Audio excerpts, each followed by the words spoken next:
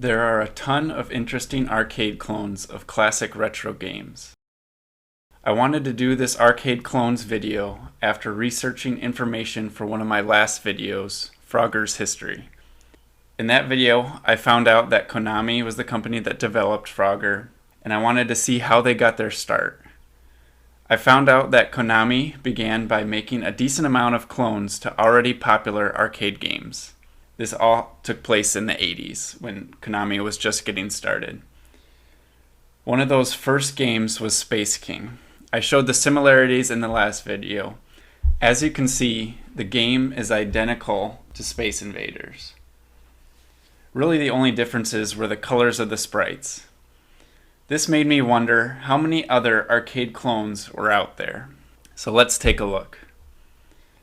I delved deep into researching these arcade lookalikes. I found a ton of interesting information, from the minuscule changes made to obviously copied popular games, to wild legal battles and court cases that would influence video game infringement laws to this day. I'll start by showing all the arcade clones that Konami made, in addition to Space King. All of these arcade games were released in the same year. That year was 1979. There's not a lot of footage or information on these knockoff games, but I'll show the popular games that they copied. First one is a head-on arcade clone. Here's head-on gameplay, and Konami made a clone called Car Chase. Then a GB clone. Konami made a game called Rich Man, which was identical. Then there was Starfire clone, which Konami made a game called Spaceship. Pac-Man was released in 1980 by Namco. Midway published it in North America and owns the rights. The arcade game was extremely popular and sold over 300,000 arcade machines. Due to this success, there were many clones and knockoffs. These Pac-Man arcade copycats sold nearly as many machines as the original Pac-Man. A lot of counterfeit games were made. Let's take a look at a few of the copied Pac-Man arcade games. The first arcade clone we'll take a look at is Puckman Pokemon or Pokemon. Puckman Pokemon is a Pac-Man ripoff that was released to arcades by a company called Genie in 2000. The game features more modern and updated art, but the gameplay is exactly like the original Pac-Man. All the music and sound effects in this game were stolen directly from Miss Pac-Man. The characters in the game are Pac-Man, Pikachu, and the four colorful ghosts, Blinky, Inky, Pinky, and Clyde. These were used without the permission of Nintendo or Namco. The one main gameplay difference is that Puckman can be played cooperatively. One player controls Pac-Man, the other controls Pikachu. Each player collects their own pellets in the same maze while avoiding enemies. This game also has unique power-ups to collect and manhole covers that can teleport you to another part of the maze. These are actually interesting additions to the game, but the gameplay and characters are still copied from Pac-Man. Miss Pac-Man was actually made from another clone of Pac-Man called Crazy Otto. Crazy Otto was a project made by General Computer Corporation, which was a company formed by MIT students. They were known for making enhancement kits of existing arcade hardware. Crazy Otto was made by them in 1981 and had a Pac-Man-like character with legs. The gameplay was the same as the original Pac-Man, but with new art, AI, and mazes. General Computer Corporation took this clone to Bally Midway, who were in charge of the US distribution of Pac-Man. Midway loved the slight improvements to Pac-Man and saw an opportunity to use this game as a way to make a quick and easy sequel. Midway contracted General Computer Corporation to make the sequel, but had them change the characters back to those of the original Pac-Man series. This game was released as Miss Pac-Man to arcades in 1982. Check out the link in the description to get more details on the Crazy Otto history. It also goes into detail on their process of trying to remake the game in an arcade cabinet, as there was never an official Crazy Otto cabinet released. Piranha was made by GL in 1981. There are no mazes in this one, but you are tasked with collecting all the dots in a stage to move on to the next one. The layout of dots are the exact same each and every level. You play as a piranha swimming in the water. The ghosts are replaced with squids. The squids act the same as the ghosts from Pac-Man. When you collect pills that are in separate corners of the stage, then the squids change to a dark blue blinking form, where you can hit them to destroy them for a short time. The sound effects in the game are almost exactly copied from Pac-Man. The Hand was released to arcades in 1981 by TIC. You play as a hand that has to collect dots. The ghosts are replaced with other hands that represent rock, paper, and scissors. The maze layouts change slightly each level, but they are all very similar to the original Pac-Man mazes. The sound effects and visuals are inspired from Pac-Man, but just a bit weirder.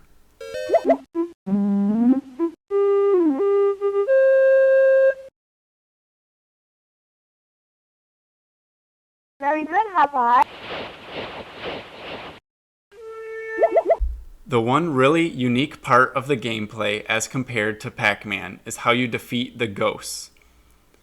There are no pills in the hand. Instead, it has dollar signs, which only give you more points. The ghosts change between rock, paper, and scissors randomly while playing. You have to hit the right enemy hand that destroys it like you are playing rock, paper, scissors. So, when you are in rock formation, you can hit the scissors ghosts and it destroys it for a little while. I love this unique change, and this one really makes it worth a play. Lock and Chase was made by Data East in Japan. It was released to arcades just 1 year after Pac-Man in 1981. Lock and Chase was similar to Pac-Man in the sense that you control a character that moves through a maze. Collect all the dots to win and avoid the enemies who move around the maze to catch you, just like Pac-Man. In this Pac-Man clone, you play as a thief trying to escape the police. All the sprites and art are different from Pac-Man, which makes it look like its own game. The other big difference is that in Lock and Chase, you can close doors to block off the police that chase you. This little change actually makes the gameplay feel quite unique. Lock and Chase was a Pac-Man clone, but at least it had unique art and a slight variation to the original gameplay. Some other arcade clones stole too much and got in legal trouble for it. KC Munchkin was a Pac-Man clone that was released for the home console Magnavox Odyssey 2 by Philips in 1981. Atari had the exclusive license to produce the home version of Pac-Man. These games were so similar that Atari sued Philips to cease production of KC Munchkin. There were some slight changes between the games, which is what caused the court to initially deny the case. But Atari would eventually win on appeal. The ruling was the first to establish that copyright law would apply to the look and feel of computer software. Here are some unique features of KC Munchkin as compared to Pac-Man. KC Munchkin has 3 ghosts, while Pac-Man has 4. There are 12 blinking pills that move around the map instead of being stationary. The speed of these pills increases as each one is munched. There are also 2 pretty cool and interesting modes that I wish were in the original Pac-Man. A random mode, where a new maze layout is made each time the game is played. A programmable mode, which allowed players to create their own mazes. Another Pac-Man clone that was too similar was called Mighty Mouth. A1 Games made Mighty Mouth the arcade game.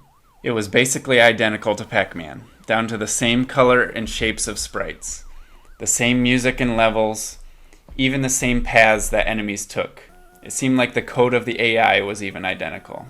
Because of the vast similarities, Mighty Mouth was involved in a court case with Midway that began in 1981. This case was important in gaming history as it was one of the first decisions made in video game infringement. The case involved a few Midway arcade games which the defendant had made copies of. The final decision was made in 1983.